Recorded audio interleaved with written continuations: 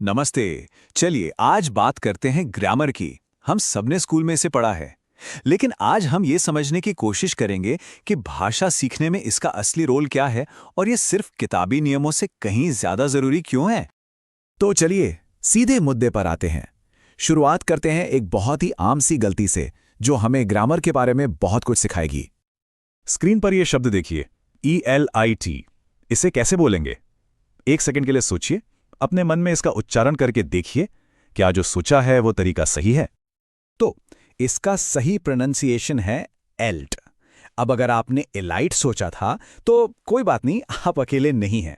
सच कहूं तो मैंने भी पहली बार में यही सोचा था।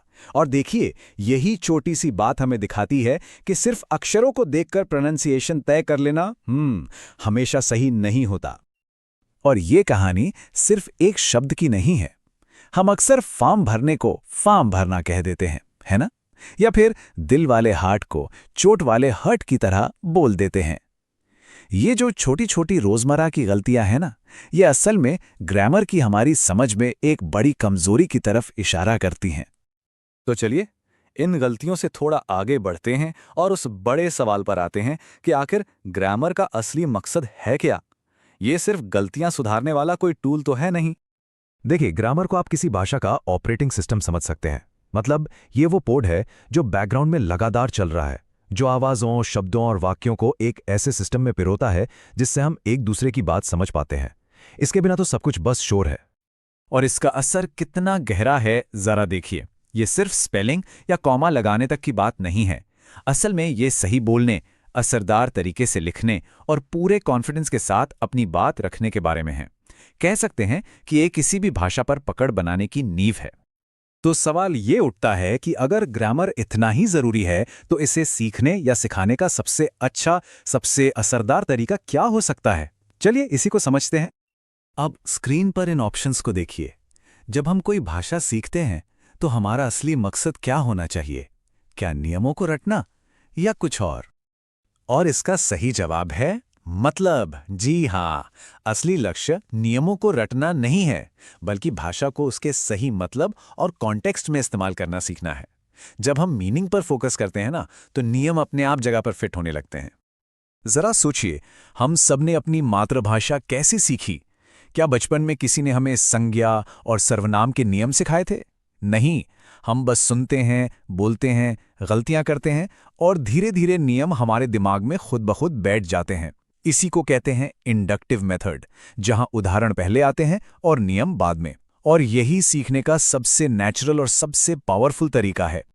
चलिए अब इस कॉन्टेक्स्ट या संदर्भ वाली बात को और अच्छे से समझते हैं। ये आइडिया असल में कितना पावरफुल है, ये देखने के लिए एक बहुत ही सिंपल सा उदाहरण लेते हैं। अब ये देखिए, स्क्रीन पर एक शब्द है आई। अब बिना किसी वाक्य के इसका क्या मतलब निकालेंगे? माँ? या फिर क्रिया मतलब आना, जैसे मेरी आई और वह कल आई।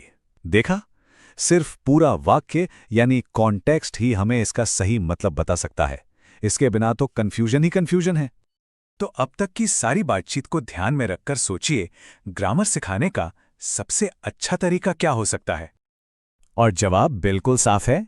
ग्रामर को एक अलग बोरिंग सब्जेक्ट की तरह नहीं पढ़ाना चाहिए।